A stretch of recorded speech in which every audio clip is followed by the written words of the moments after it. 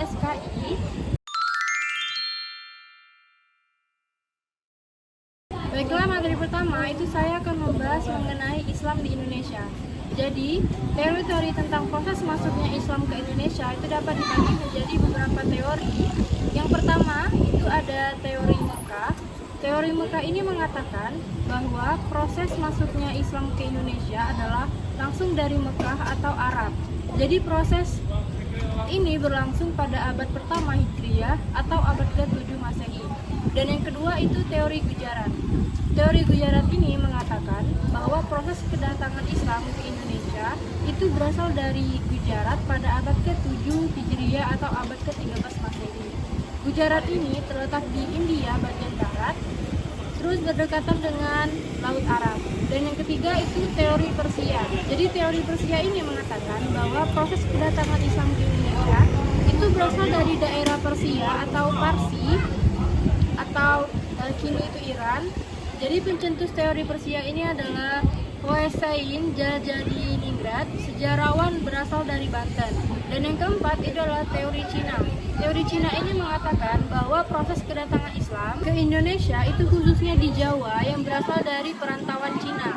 Faktor-faktor yang mempengaruhi proses masuknya Islam di Indonesia itu menurut Uka Chandra Sasmita, itu masuknya Islam di Indonesia itu dilakukan 6 jalur.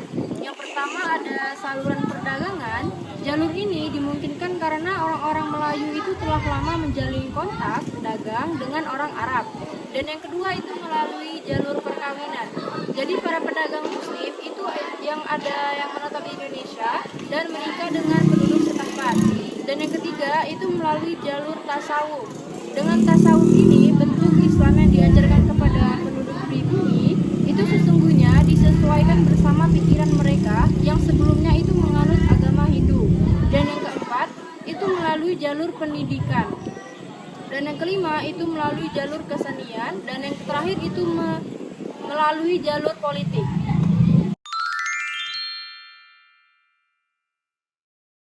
Baik, selanjutnya itu materinya Islam di masa penjajahan. Dalam tekanan kolonial, Islam itu justru tampil sebagai faktor pemersatu yang mampu menyalakan semangat perlawanan sekaligus menjadi sebuah dasar pembentukan kesadaran nasional.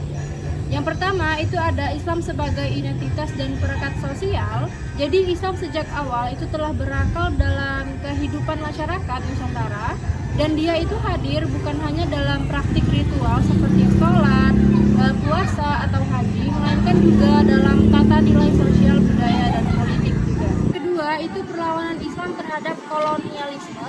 Jadi dinamika berikutnya itu terlihat dari berbagai perlawanan fisik yang lahir dengan inspirasi ajaran Islam. Ulama dan kiai itu berperan sebagai monitor penggerak sekaligus pemimpin dari moralnya rakyat. Dan yang ketiga itu adalah transformasi ke organisasi yang modern. Memasuki abad ke-20-an itu dinamika Islam memasuki fase baru. Jadi umat Islam itu mulai beralih dari perlawanan lokal dan bersenjata itu menuju gerakan yang lebih modern lagi, terorganisasi dan sistematis.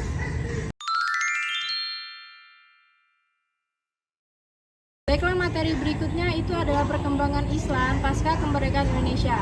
Jadi peran Islam dalam pembangunan nasional setelah kemerdekaan itu dapat dipahami sebagai kontribusi umat Islam baik secara individu maupun melalui organisasi dalam ikut serta membangun bangsa Indonesia di berbagai bidang kehidupan. Jadi setelah Indonesia merdeka, Islam itu tidak hanya berperan dalam aspek spiritualnya saja dan agamanya, tetapi juga memberikan dorongan moral, etika, dan nilai-nilai yang menjadi landasan dalam kehidupan bermasyarakat, berbangsa, dan bernegara.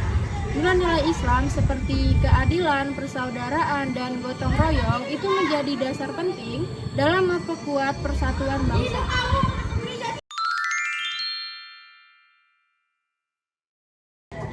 Jadi materi berikutnya saya akan menjelaskan mengenai Islam kontemporer di Indonesia. Jadi isu-isu kontemporer atau radikalisme dan modernisme itu Islam di Indonesia tidak hanya berfungsi sebagai agama mayoritas, tetapi juga sebagai bagian penting dalam dinamika kehidupan bangsa.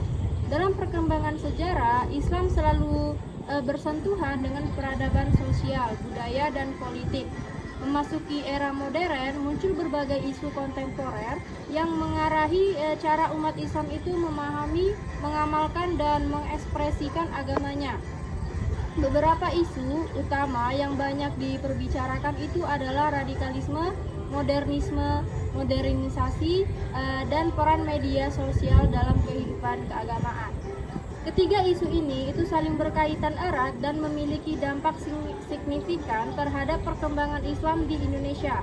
Radikalisme itu menimbulkan ancaman terhadap persatuan bangsa, modernisasi itu menghadirkan tantangan sekaligus peluang, sementara media sosial itu menjadi ruang baru bagi dakwah sekaligus penyebaran ide-ide yang beragam.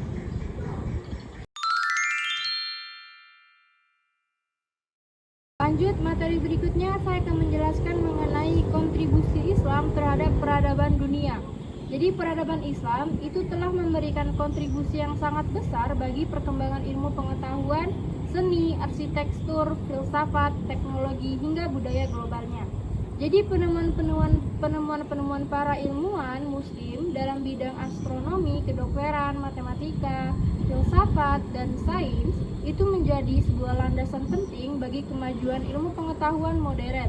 Globalisasi membawa dampak positif bagi Islam, antara lain itu kemudahan dakwah digital, penguatan ukhuwah internasional, terus berkembangnya ekonomi syariah, serta semakin dikenalnya budaya Islam di kancah global. Namun, globalisasi ini juga menimbulkan tantangan serius seperti sekularisasi, krisis identitas, generasi muda, erosi budaya lokal Islami, terus penyebaran paham radikal, hingga komersilasi agama. Islam sebagai agama rahmatan lil alamin itu tidak menolak globalisasi, tetapi dia menawarkan prinsip selektif, mengambil manfaat yang positif, dan menolak mudarat yang merusak nilai Islam dan kebudayaan umatnya. Baik, itu saja yang dapat saya jelaskan mengenai materi SKI. Saya tutup. Wassalamualaikum warahmatullahi wabarakatuh.